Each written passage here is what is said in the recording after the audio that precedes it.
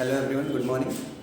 Previous video में हम discuss कर रहे थे finite depth symmetric potential well के बारे में, और हमने ये पढ़ा है कि अगर हमारा पोटेंशियल क्या है, सिमेट्रिक है तो वेव फंक्शन सिमेट्रिक होगा, अगर एंटी सिमेट्रिक है तो वेव फंक्शन क्या होगा, एंटी सिमेट्रिक होगा। तो इसी में हमने वेव फंक्शन को कैलकुलेट किया था, किसके लिए, सिमेट्रिक केस के लिए और एंटी सिमेट्रिक केस के लिए, और इसके करस्पॉन्डिंग इवन ऑड और इवन ऐसे अल्टरनेट स्टेट्स बनेंगी, जिसके लिए हमारे पास वेव फंक्शन है e⁴ अगर हम सेकंड रीजन में अगर सिमेट्रिक कंसीडर करेंगे, मतलब इवन स्टेट की बात करेंगे तो कॉस की टर्म आएगी, अगर ऑड स्टेट की बात करेंगे तो हमारा सेकंड रीजन में कौन सा टर्म आएगा, साइन का टर्म आएगा।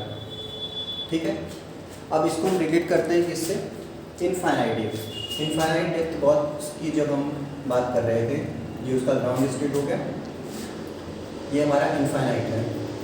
ठीक है, तो जब हम वेव फंक्शन इसमें ड्रॉ करते हैं तो इस तरीके से ड्रॉ करते हैं, या प्रोबेबिलिटी, मतलब क्या ड्रॉ किया हमने, इसमें और इसमें क्या डिफरेंस है, यहाँ पे जो है बाउंड्री पे हमारा जो वेव फंक्शन कितना हो जा रहा है, जीरो हो जा रहा है, बाउंड्री पे वेव फंक्शन जीरो हो रहा है, बट यहाँ पे क्या है, बाउंड्री पे हमारा जीरो नहीं हो रहा है, क्योंकि यहाँ का जो केस है वो क्या है, परफेक्ट रिफ्लेक्टिंग का केस है, मतलब वॉल्स हमारी इनफाइनाइट पोटेंशियल पे है, बट ये परफेक्ट रिफ्लेक्टिंग का केस नहीं है।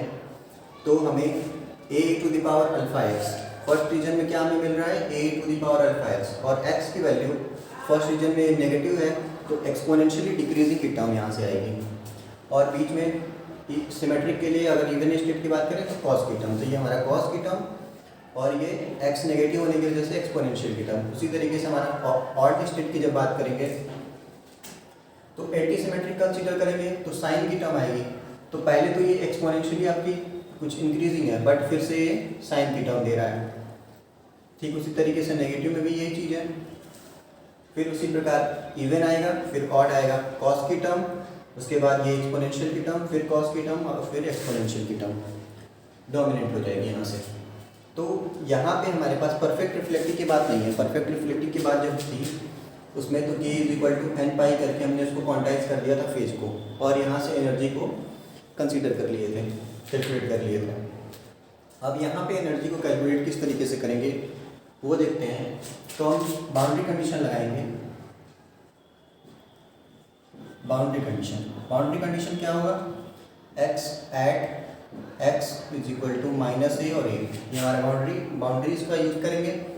तो यहाँ से हमारे पास दो कैलकुलेशन आएगी, इवन के लिए और ऑड स्टेट के लिए। तो क्या आएगा, अल्फा = k tan k की टर्म आएगी, और ऑड की बात करेंगे तो अल्फा = -k cot ka की टर्म आएगी। मैं यहाँ पे k से अगर मल्टीप्लाई कर देता हूँ, अल्फा = ka tan ka, ठीक, और अल्फा = -ka और cot k, मैंने a से मल्टीप्लाई किया है और कुछ नहीं किया है।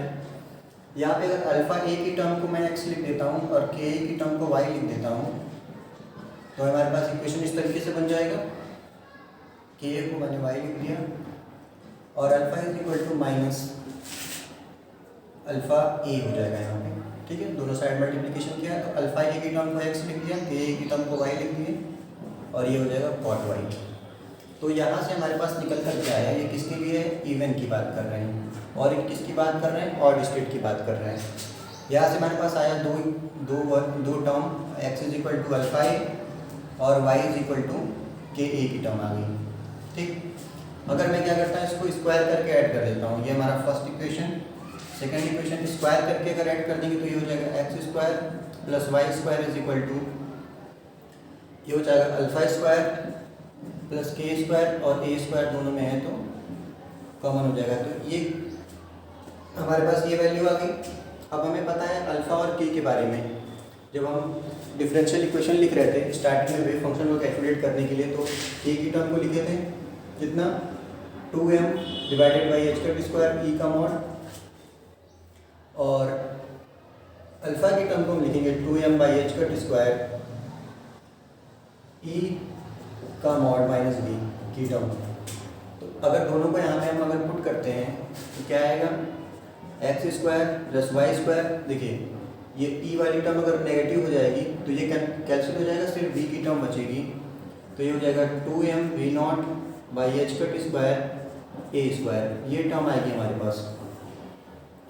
अगर ये हमारे पास क्या है, हमें पता है कि 2mv0/h²a² को हम क्या लिखते हैं, gamma, that is your strength parameter. तो ये हो जाएगा x² + y² = गामा²।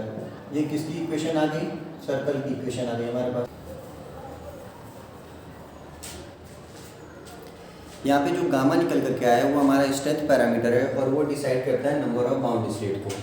ठीक है, अगर हम बात कर, मान लीजिए हमारे पास n number of bound state की बात करते हैं, तो ये हो जाएगा n-1 π/2 से लेकर के गामा n π/2 तक।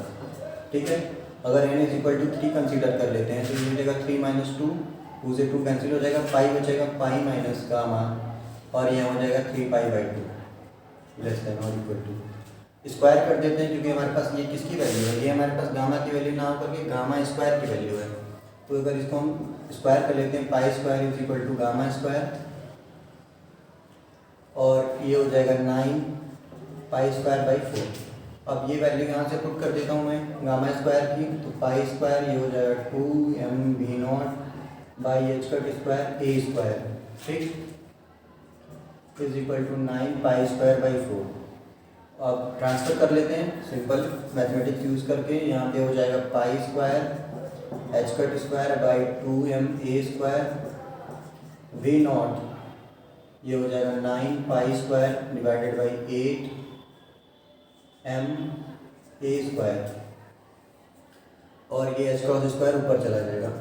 तो ये हमारे पोटेंशियल की स्ट्रेंथ इतनी होनी चाहिए इस बीच में कि हमारे पास 3 बाउंड स्टेट हमें मिले। तो ये था हमारा complete finite depth symmetric potential well के बारे में डिस्कशन। नेक्स्ट वीडियो में हम हार्मोनिक ऑसिलेटर के बारे में बात करेंगे। Thank you.